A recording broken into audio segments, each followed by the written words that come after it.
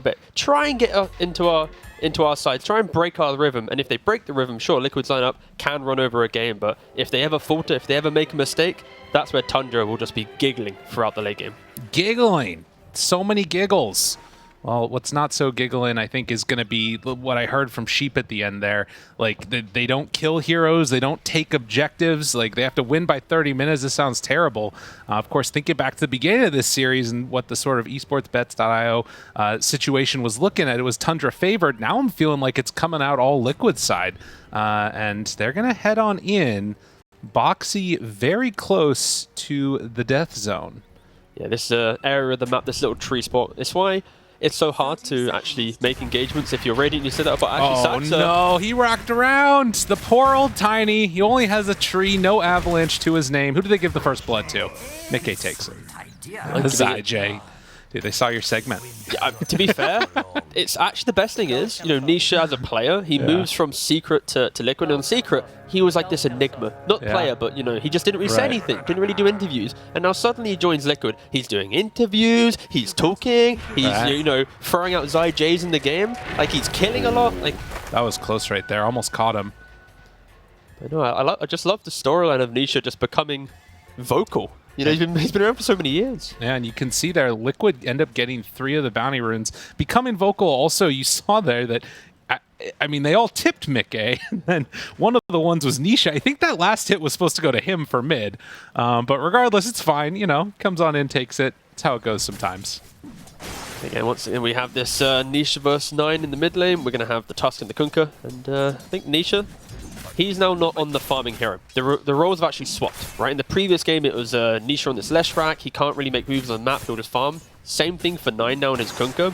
He's a hero that will happily TP if the engagement is close to his tower, but he doesn't want to start the engagement. So if Nisha does break from mid lane, look towards, does 9 actually mirror that movement, TP and counterplay? But no, yeah, very much Liquid. They need to be the aggressors throughout this early portion of the game and just try and actually get a Roshan. If they don't get the Roshan like in last game, again, could spell some doom. Can see Nisha playing a really good job. Yeah, the early momentum is definitely going to need to be in their favor, but you can see the sort of just mechanical skill coming out right now. 6-2 versus 4-0, and a lot of these have just been him being a little bit quicker, a little bit more on the mark as he misses the last hit, and I cast a curse. I'm sorry, Nisha, please forgive me. But regardless, we'll keep our eyes on that one and see how he ends up doing. As 9 playing on this Kunkka, a hero that, to be honest, I don't feel like he's super well known for. Was that mid-dive? That was... No. Snake King gonna get ran down here as Boxy just... I mean, this is gonna be the easiest Ricky kill of his life. And maybe his only kill in the game. He is support Ricky. And yeah, he's gonna be so happy with that. That was such a clutch cookie. And yeah, unfortunately for Snake King, gonna be going down. I love the rise of offlane Snapfire, at least. It's this hero that you just max out Scatterblast Cookie, you have an abundance of damage, and sure, there's this Void that can time walk away from it, but it's always going to be that constant, if you walk to the lane, you're going to be brought down. If you don't have time walk, you'll lose your HP.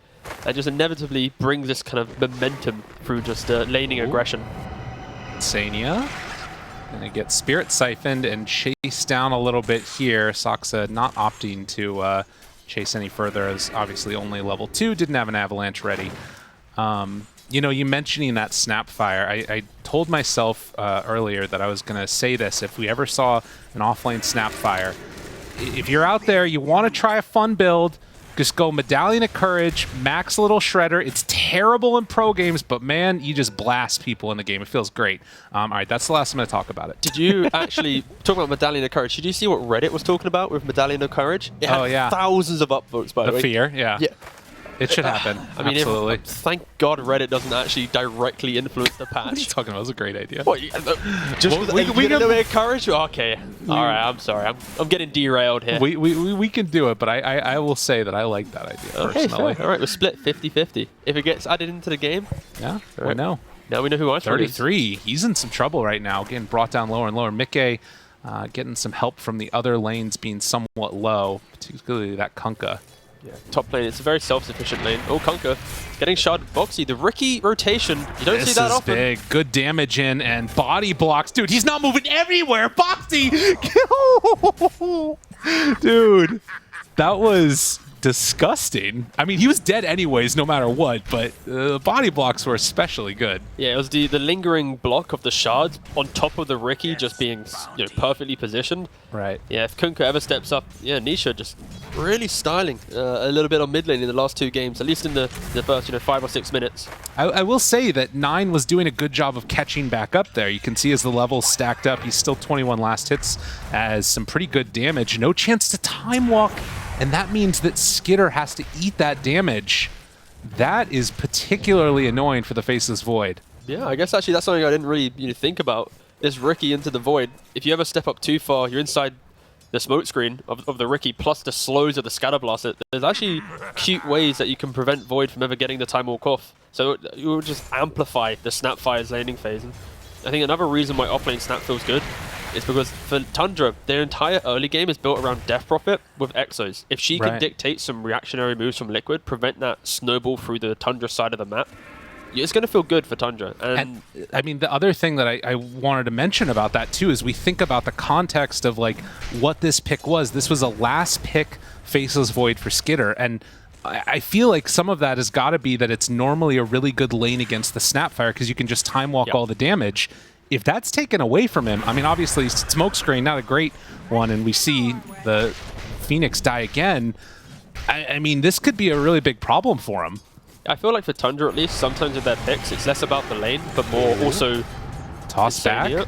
I mean, there's so much action going on around the map right now. Sox is already dead. Insania going to get brought down as well by 33 as he eventually dies. Does 33 need to get out of here? Yes, indeed. Mickey chasing. Can he get out? He had a TP available. Stick charge is there. Chased. Going to get hit by it. One more hit. And it is trying to get him underneath the tower dead. Saxa couldn't get in for in time. The good old one bait under Tabayan. Again, Death Prophet just run down the entire way. Yeah, I think Mickey just thoroughly enjoying this top lane so far. And once again, for Liquid at least, in the start of the game, the cores are doing so well, it just frees up supports to have a little bit more presence on map. And yeah, net worth. All 3 cores of Liquid sitting at top, and this is exactly what this draft needs. It's that win the laning phase, group up, find some key picks, utilize the tag team of Tusk to go for Roshan, and with Aegis, you can then start baiting out the eggs, the Chronos, and really try and choke out the map for Tundra. Yeah, speaking of eggs, Snake King has definitely had a tough one here at the beginning of this laning stage, and you can see 5 seconds until his dive's back up. But with 9 moving in, he's going to be able to get some frustrating situations out here from Boxy. Snake King, all of those were tanked by 9. Has the X, has the Torrent, pulls him back in. Still a lot of regen. Boxy, can he escape? He's getting burned down. And Skitter, no, he's not dying. He does die to the time dilation. Zai chased, but not going to be killed. And Nisha is mid, fighting Saxa. There is action all over right now in this game. Toss back, boat. Yeah, snowball. Toss. Tries to get out of there. Oh, you need a torrent in between. He didn't have it. More the mana. So Nisha survives. I just love the aggression from Liquid though, especially Boxy. The fact that he's going up onto the Phoenix, he knows that he can disjoint Kunkka's spells, throwing the smoke screen down. He's doing the annoying things to not allow Kunkka to find those just fluid pickoffs. If it was any other hero there, that's an X, that's a boat, you kill off the support, you walk back to mid, but he's utilizing the Riki skill set just to force Tundra's hand a little bit more. And again, that's kind of what Liquid needs to do. They need to put Tundra in reactionary positions to continue delaying. And I guess the main thing here is if Skitter hits 6 on his Chrono, there's not that innate hero that wants to rotate in and get a free kill. You'd argue probably the Tiny needs to be that hero. It's not like you want to bring the Kunkka down and all these big resources just into your safe lane. Well, and that's sometimes where you would see this Phoenix be a difference maker and having some of those levels, being able to get some Sunrays out. You're going to see it now. The 2 points in Fire Spirits, it's still not enough to kill Zai. It's exactly what you're just talking about there. Nobody else to come and help for the kill, and instead it's Nisha that just socks him in the face. Yeah, I honestly didn't expect them to use the Chrono like that, especially with the raindrops. Chase. All right. Boxy making more happen. Dude, this guy has been so good for the past year. I don't know what it was that changed, but at some point, like, he has really leveled up his game. Yeah, I feel like that's the benefit of being in the same team and having good support networks around you. It just unlocks your ability. And yeah, at least Boxy in this game, he's making Riki look like a good hero. Of Of course, it is a good support right now, but I've seen so many players fail at having presence in the early game. They rely solely on the dart, but yeah, Boxy, 33. incredible. This is exactly what Sinnerin was talking about here, is stand still, move around, doesn't matter what's going to happen, you're dead. And down mid towards mid, 9, going to get brought down. Liquid just all over it. I absolutely just love this. Like, again, the snap killing off the DP, you don't allow her to pressure the tower of Exo. She still has it available, but now it's like your Void doesn't have the Chrono. Your Kunkka doesn't have Boat. So there's going to be a 1-minute disparity where DP can sync up with another core to start making aggressive plays. Like, already at minute 9, it feels like Tundra are just heavily on the back foot now defensively. A 4K lead for Liquid. Okay. Going to be found here by 33, gets the time dilation. They're wanting to get something done. Gets lucky with the bash, but the showing up of Insania to make sure that his core doesn't die. Every one of these moves is being rebuffed, and then Counterly is going to be sort of a nice little jump in for a kill. The gank going back their direction, but they won't be able to find the kill on Asaxa. Got in that tower armor range. And that kept him alive against the Walrus Punch. Yeah, Boxy also didn't have any mana for the Blink strike slows. So, but very much pressure coming from all lanes, fighting up overlapping cores just to get in the face of Tundra. I think for Liquid, they're going to be looking towards maybe trying to break open a tower and get a little bit of the map state going their way. Because even though they're getting some cheap kills, Tundra always will find the farm. 9 gets that regen, boat out again. And it is only going to connect onto Boxy. Not enough. He was trying to keep Phoenix alive maybe there. But showing the value of this Riki support and getting so much value out of that silence.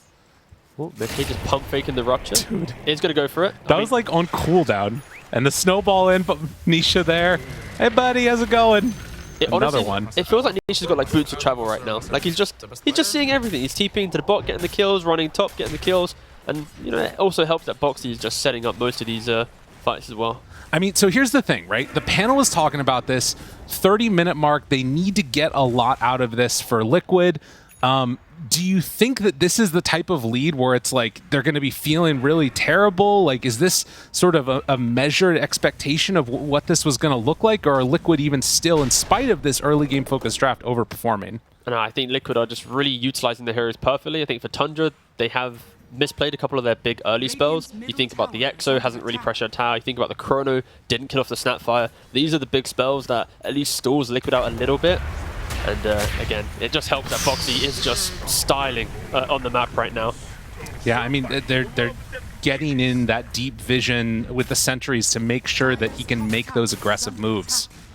And Tundra, they make the smoke play up top with their 2 very strong heroes right now, and then, you know, can't connect for a kill.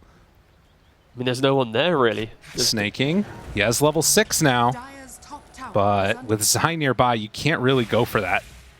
Yeah, and if you look at the net worth... Oh, no points in Little Shredder yet, sorry. Yeah.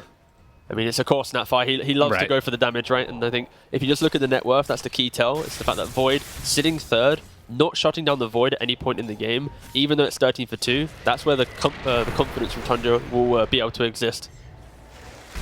Shutting down the Void, you're saying? Yeah, you need to, at some point, kill him, or at least continue to make him use Chronos defensively. Okay. Because if you don't do this, that's going to be the key for it. It's why Tundra picked this hero. Sure, the lane didn't go as well as they maybe anticipated, but there's always like, if you're against skirmishing heroes, Void is the gotcha pick, right? 30, 40, 50 minutes into the game, that one Chrono, that one grouping from Liquid, you have multiple melee cores, there's going to be an opportunity for Tundra to hit the spells. And as I say this, they're already somewhat posturing in the bot lane to maybe try and catch Skinner off guard. It's like they have a similar idea as you as to what they want to do, although seeing him here, it looks like they're actually not going to be able to make that play happen.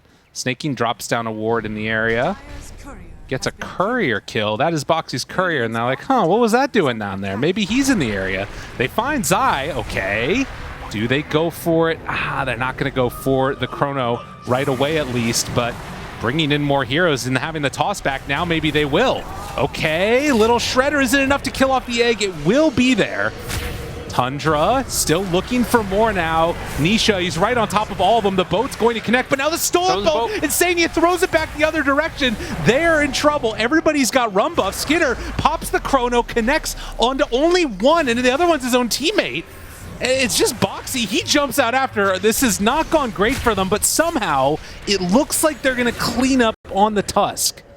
So they get something out of that. It wasn't pretty, but it's what Tundra needed, I guess. Yeah, Tundra needed to use their big spells to get something, and this is going to be the theme throughout the entire game now. Liquid, if they're the aggressors, or at least the counter-aggressors, respecting the egg, the chrono, and there were so many small plays in that fight that kind of showed why Tundra was able to get ahead. You know, Zyro, for example, he leveled the Lil Shredder mid-fight to then go for the egg. They killed that off quite quickly. And Skidder, like, he respects the fact that he can't just throw a chrono on the first hero. Like, chronoing a Snapfire there, the Snap's already so tanky. Like, even though it looks like, wow, Zai's just going away for free. And the fight's just not going to stop. Liquid, they're just going to keep trying to go for stuff. Oh, wow, Kunkka just really just headbutt us for a second there. He wanted, you know, a close-up. Yeah, DD Kunkka still very, very scary. So you can see the respect that they're giving him. Boxy, they find Snake King here, and no egg means he is definitely going to fall. But Boxy, he's stuck up on the cliff, and 9 gets a freebie. So that is a nice one for him. But Liquid making the move, they managed to take the tier 1 mid before bottom even. Yeah, for Liquid, even after a bad fight, they're going to have this mentality of just keep going again. They don't really have spells that they have to wait for. It's going to be Tundra, no chrono, go fight. No exo, respect chrono, but still go for the fight. And for Tundra at least, it's going to be a little bit uncomfortable conceding away this mid tower at 15 minutes. You're going to be expecting the next tower to fall after the next engagement. So for them at least, they're going to want to try and be at least proactive in one engagement to force Liquid to stall out a little bit longer. And I mentioned this net worth on Void. He was third, now he's second, 7k. So this is going to be the insurance policy. The fact that this net worth lead hasn't suddenly grown for Liquid. Yeah, I mean, Snake's going to just disappear off the map for a second. Look, you can't target him out there. Joke's on you. You hit the globs, you can. Oh my god, did he rupture him? I think he did. No, he it was didn't. just a well-placed glob. Well done. Foxy shows for a second, gets the D ward, and manages to get out of harm's way right afterward with Sox in the area and 33 right on top. This looks like it's going to be a tier 1 tower claimed for Tundra. A 3,000 gold lead. This is the type of advantage that Liquid were hoping to build up. We'll see what Tundra can do to try and stave this off. What is the build that he's going for? Just back for Maelstrom next on the Faceless Void. Has it done and going for BKB after.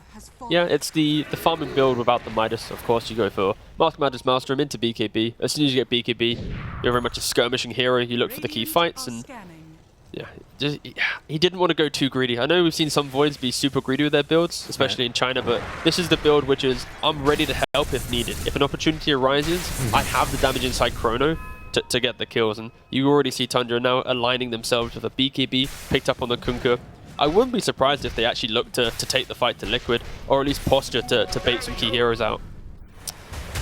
Snake King gonna be found again, and Zai pairs together with Nisha to get an easy kill. I believe that I saw that was the mechanism done for the Snapfire. Shard revealed from Boxy. What can they do? The boat that was stolen and returned. The Admiral will fall. A double kill from Zai, as they are really cooking right now on Team Liquid. Yeah, and you might be thinking, wait, why didn't the Kunkka use BKB? I think in the back of his mind, he was like, maybe the Bloodseeker hasn't shown yet, so he doesn't want to just BKB, gets ruptured, he'll still die. So it's very much, I'm out of position, I'm going to take the L, take the death, and keep the charges available on the BKB. What was the first stun that hit him on that one? It was the Ricky Dart, and then there was a slight overlap where he could have BKB'd into the cookie. So okay. There were many opportunities for him to be able to disengage there, but because Mickey was farming so defensively and Tundra doesn't have any aggressive vision, he was just respecting the BKB piercing aspect of Bloodseeker. Right. Or he just didn't press it, but I'd like to think he's just holding it. I feel like there's some good logic to not waste BKB in moments where you feel pretty dead. I was wondering if it was that raindrop thing, but regardless, the 5k gold lead now. They find another, and now Saksa. Oh, bot lane the Void? Oh my god, that's a rough kill. That is a rough one. He just died from a snowball into punch, then layered with the blood right. Caught off guard. Saksa runs into Insania. Avatos with the boat used yet again. They're going to take down this egg very quickly. The second boat doesn't hit on anybody of significance. Mickey is already BKB'd running in. Tundra, they do not have an answer. Dude, Liquid are completely completely cooking them. They're punishing the heroes that are squishy right now. This Kunkka, he has the BKB available, but he's not at the front of the engagements. Boxy with this sleep dart, he's annoying them, forcing Tundra to continue to try and disengage, and it all boils down to Void dying bottom 4v5. Liquid's lineup has to utilize all these advantages, and Tundra aren't just reacting, I guess, quick enough under the pressure of Liquid, because Void dying bottom still being mid, it's allowing Liquid so many chances to sweep across this map, and we speak about a mid engagement, they're already top, tickling the tier 1, posturing, not allowing Tundra to get out on the map, and they've looking actually scanned. for him. He's in trouble. They know 9. he's here. He's in the hidey spot. Nisha knows exactly where it is, though, and everybody is right on top of him. Pops the BKB, gets out of there. So a little bit of a misplay by Nisha. I think that he just had the auto walk-in right-click, and the Walrus Punch connected. He's also not used BKB at this entire game, so maybe he's like, whoops, he's got it, my bad. But yeah, this beautiful Dota coming out from Liquid here. For Tundra, again, all of the mechanisms that they utilized to have these comebacks and to have this constant dominance was from at least holding their triangle, or at least holding parts of the jungle relentlessly. Another sleeping dart. They find themselves the Tiny here, and looks like he is going to be another one brought down. Mickey finds him, gets the kill, smoke up, finds snaking. Dude, they're just all over the map, but they want to take this fight, it looks like. Have the Chrono connects onto 3, a good boat. The Exorcism isn't doing enough damage, though, with the dart there, not being able to chase that much further. They connect now onto Nisha, trying to bring him down, but with Mickey moving into position, do they have enough? The wave pushes a couple out of there. Already the Faceless Void is dead, and even without Zai, can see that Liquid taking this fight quite well. Is Nisha going to go down, though? This would be a big kill for them. It's got nowhere left to go. Snowball out. But with the wave being thrown, it's going to be 2 dead for Liquid. Yeah, this fight, just taught so much for both teams, right? For Liquid, it's respect the fact that Tundra, even if they're behind on net worth, they have the spells to make the big plays, right? But on the flip side, it's like, Tundra, you don't really have much damage. Even if you hit the Chronos, you don't have the egg layered on top. The DP's not really doing much in the fights, and they're trying to just find these opportunities. And yeah, still, Liquid are going to feel great after that engagement, killing off the Faceless Void. Bloodseeker now, with 3k, 4k net worth ahead. Yeah, he is definitely the one to beat down in this game. And with the BKB, I mean, I don't know how they're going to deal with this guy. And 8-0-4. Like 8-0-4, incredible game, but you've used all your spells in the bot side of the map. Can you protect Roshan? If Liquid want to group up, go tag team, go click it, they potentially could, especially when their BKBs are up. You already see they're somewhat posturing on the map to play this top side. Yeah, and it does look like right now, Boxy still scouting out, getting full vision in the area. Snake King is also here. Sleeping Dart connects. Can he do it all on his own? Doesn't look like he's going to need to. The rest of them are coming into position, and that's going to be another easy one for him. So this is what you would anticipate happening with a 9k gold lead. This is going to be a freebie. Yeah, it's kind of what you expected to happen, right? Liquid, they take this fight bot. Tundra, they use everything they have to try and muster a fight. And doesn't really matter because it's not about the main fight for Liquid. For Liquid, it's survive the first fight, win the second. That's the entire theme of their draft. It's why you see them going tanky. Nisha with his build. He got 9 with the dart as well. They get him up top here. Does have that BKB TP. No, he's got no TP. Yeah, he doesn't. He's using it over there. Tries to get away, but the rest of the team coming in, Boxy just sticking on him, and, well, the kiss is not a 1 is hit, but the second sleeping dart, they're going to be able to run down 9. Nowhere left to go. With Nisha in the area, they're going to Walrus Punch. Even pops the BKB now, trying to buy more time. But 9 eventually is going to die here. Did they give the solo kill? No, they're not going to do it. Nisha's going to come on in and take that. Boxy steals it away. Oh, such a long, awkward fight. He's like, listen, I got this kill.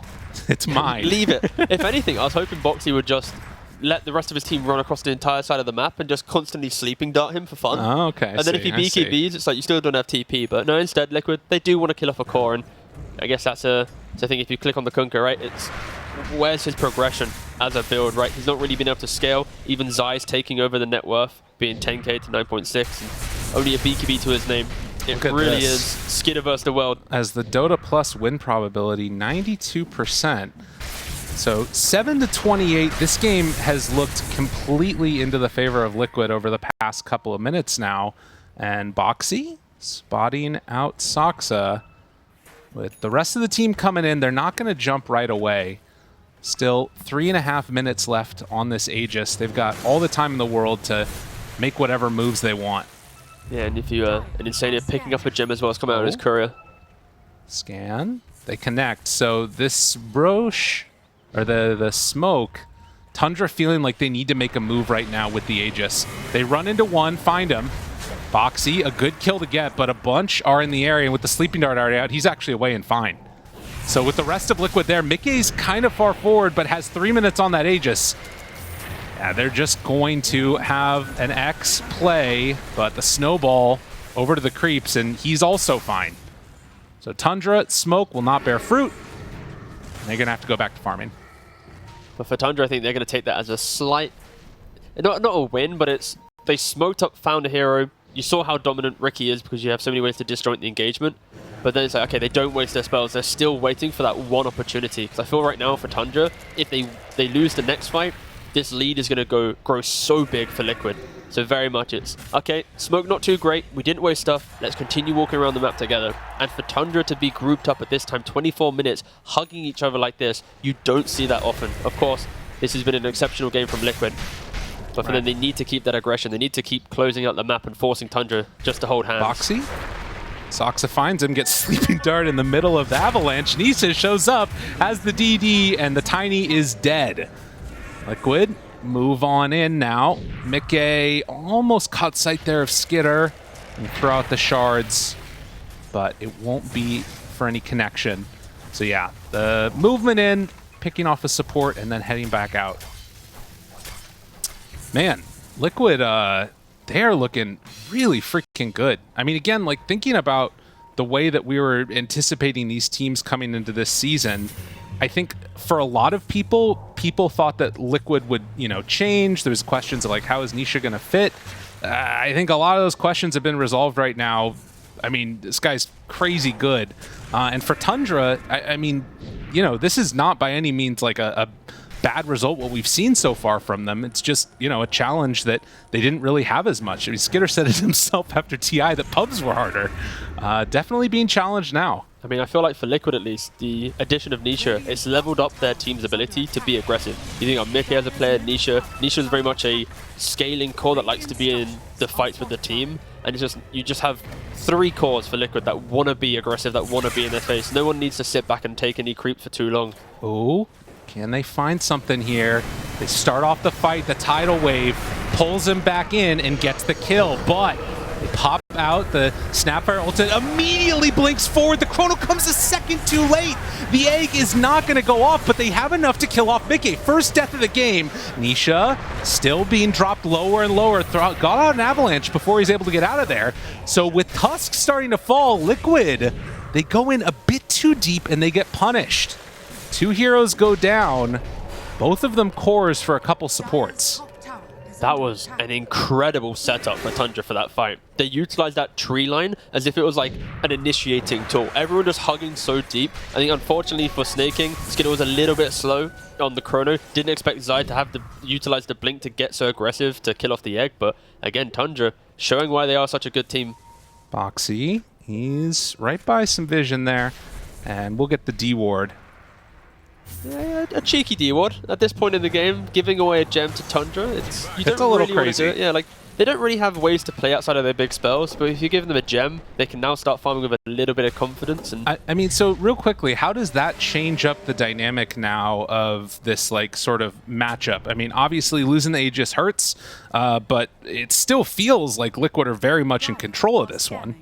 They for sure are in control. I think it's mainly for Liquid. They need to not lose the confidence to fight, but respect the fact that they can still lose fights if they are going into those positions, right? Okay. The Kunkka, he went for this shard quite early on. He's now tidal waving people back. There's a lot of disruption coming out from 9, and the game will only get harder for Liquid. So they've played an immaculate game so far, but it's off of Boxy's initiation or Nisha's aggression.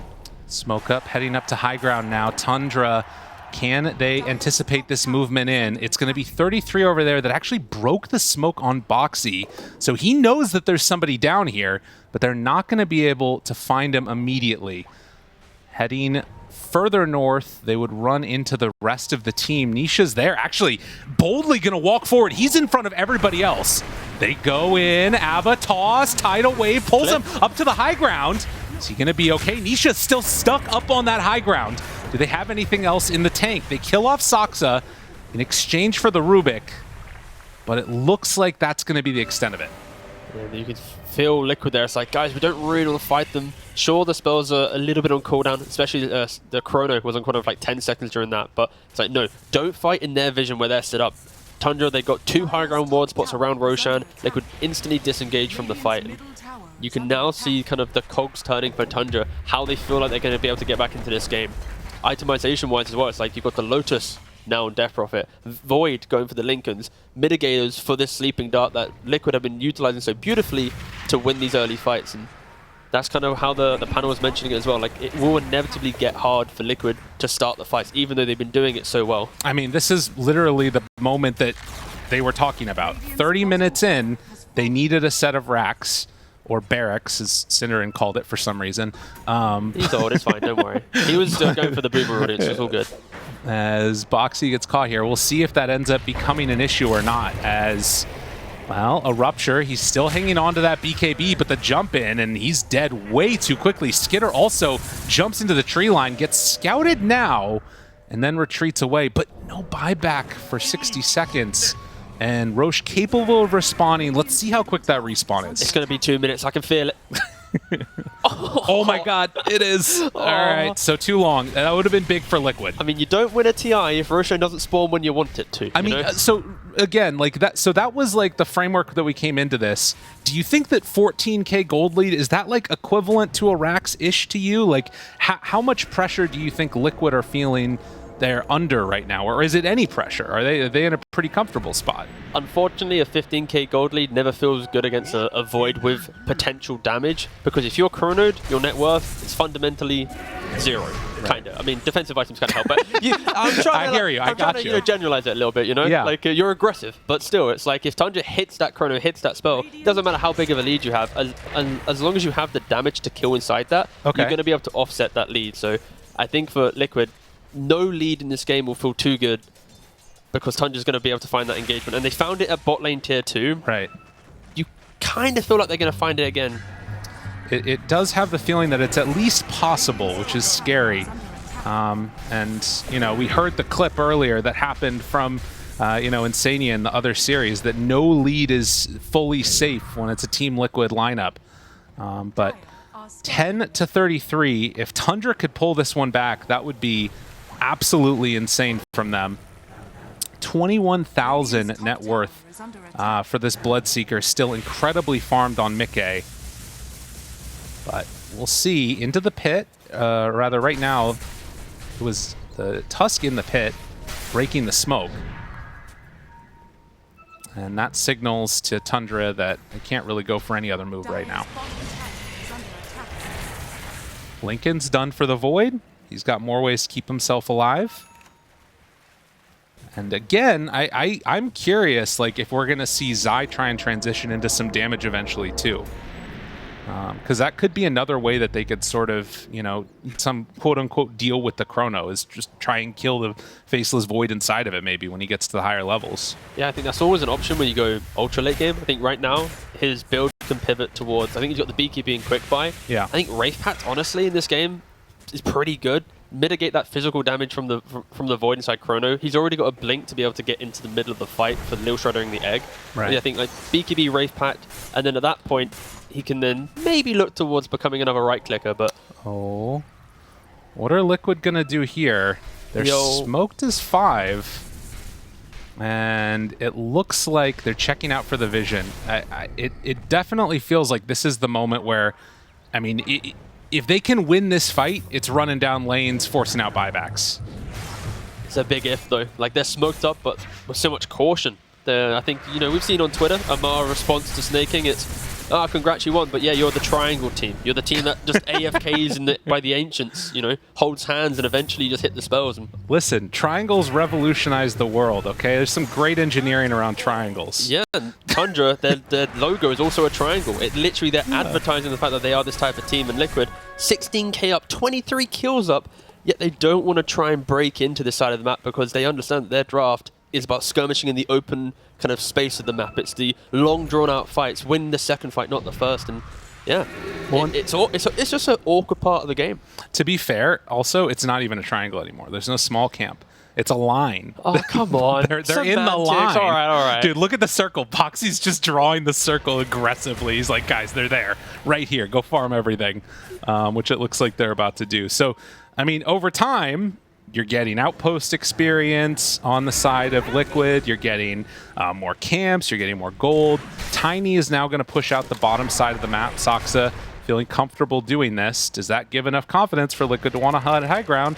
I don't think so. I think on the flip side, I think it gives Tundra more confidence. You've just completed Aeon Disc for 33. He can assemble it when he needs. 4-star on the Tiny. Oh, that was close. I think Boxy got pushed away, actually, by the tidal wave. Yeah, okay. He's going to be fine, though. X on the Saksa. Jumps in. Avatos back. Oh, that's a nice play. Boxy dead right at the start. They have the kisses going out. Snake King backs away. And Stolen X marks the spot. So they get 1 kill onto the Riki. And now going to smoke. See where they go for. Are they going right into the pit? It honestly can be. This is a smoke just to evade the vision of the potential Liquid high ground. Oh. They're using X, so they're using everything. No, they know, though. Liquid is so aware of this. Mickey goes on in, throws out that blood right. Tundra, they're all grouped together around it. Jumps out. They still have Exorcism going down. Half HP on the Roche. They're Xing the Bloodseeker right now, and now the X onto Saksa to toss him back in, but then the X on X, and Mickey, he popped his PKB, though. He thought he was being tossed back in. Oh, that is unfortunate. A weird mechanic, but ends up getting caught. Nisha steals it. Oh, what the hell? Dude, what am I seeing?